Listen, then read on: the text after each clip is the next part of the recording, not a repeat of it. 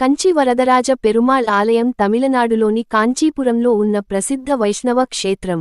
ఇది 108 దివ్యదేశాలలో ఒకటి మరియు దీనిని విష్ణు కంచి అని కూడా పిలుస్తారు. ఈ ఆలయానికి సంబంధించిన ముఖ్య వివరాలు, చరిత్ర మరియు విశిష్టతలు ఇక్కడ ఉన్నాయి. 1. ఆలయ చరిత్ర మరియు పురాణ గాథ. బ్రహ్మదేవుడి యాగం. పురాణాల ప్రకారం, బ్రహ్మదేవుడు విష్ణువును దర్శించుకోవడానికి కాంచీపురంలో అశ్వమేధ యాగం నిర్వహించాడు. ఆ సమయంలో సరస్వతీదేవి వేగావతి నది రూపంలో యాగాన్ని భగ్నం చేయడానికి రాగా, విష్ణువు అడ్డంగా పడుకుని యాగాన్ని కాపాడాడని, ఆ యాగగుండం నుండి విష్ణువు, వరదరాజస్వామి గా ఉద్భవించాడని ప్రతీతి. నిర్మాణం. ఈ ఆలయాన్ని పల్లవ రాజులు, చోళ రాజులు మరియు విజయనగర రాజులు అభివృద్ధి చేశారు. ముఖ్యంగా క్రీ. శ. 1053లో చోళుల కాలంలో ఈ ఆలయాన్ని విస్తరించినట్లు శాసనాలు చెబుతున్నాయి. 2. అత్తివరదర్. 40 ఏళ్లకు ఒకసారి వచ్చే ఉత్సవం. ఈ ఆలయంలో అత్యంత విశేషమైనది అత్తివరదర్, అత్తి చెట్టు కలపతో చేసిన విగ్రహం. నీటి అడుగున విగ్రహం. అత్తివరదర్ విగ్రహాన్ని ఆలయ పుష్కరిణి అయిన అనంత సరస్సు అడుగున వెండి పెట్టెలో భద్రపరుస్తారు. 40 ఏళ్లకు ఒకసారి దర్శనం.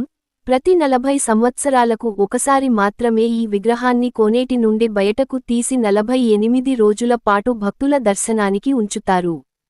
తదుపరి దర్శనం. చివరిసారిగా 2019లో ఈ ఉత్సవం జరిగింది. మళ్లీ భక్తులకు అత్తివరదర్ దర్శనం 2059లో కలుగుతుంది. 3.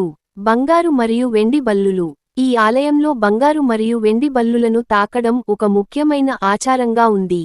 దోష నివారణ. భక్తులు ఈ బంగారు మరియు వెండి బల్లులను తాకితే తమకున్న దోషాలు పోతాయని, సకల శుభాలు కలుగుతాయని నమ్ముతారు. బల్లి మీద పడితే కలిగే దోషాలకు, బల్లిపటు కూడా ఇది పరిహారమని భావిస్తారు. పురాణం. గౌతమ మహర్షి శిష్యులు నీళ్లు తెచ్చేటప్పుడు పొరపాటున కుండలో బల్లి పడిందని తెలియక మహర్షికి ఇస్తారు. దీనివల్ల కోపగించిన మహర్షి వారిని బల్లులుగా మారిపొమ్మని శపిస్తాడు. వారు వరదరాజ స్వామిని ప్రార్థించగా, వారికి శాపవిముక్తి లభించి, భక్తులకు దోష నివారణ కోసం అక్కడే బంగారు మరియు వెండి బల్లుల రూపంలో నిలిచిపోతారని కథనం. 4. శిల్పకళా అద్భుతాలు. రాతి గొలుసులు. ఆలయంలో ఏకశిలతో చెక్కిన రాతి గొలుసులు అద్భుతంగా ఉంటాయి.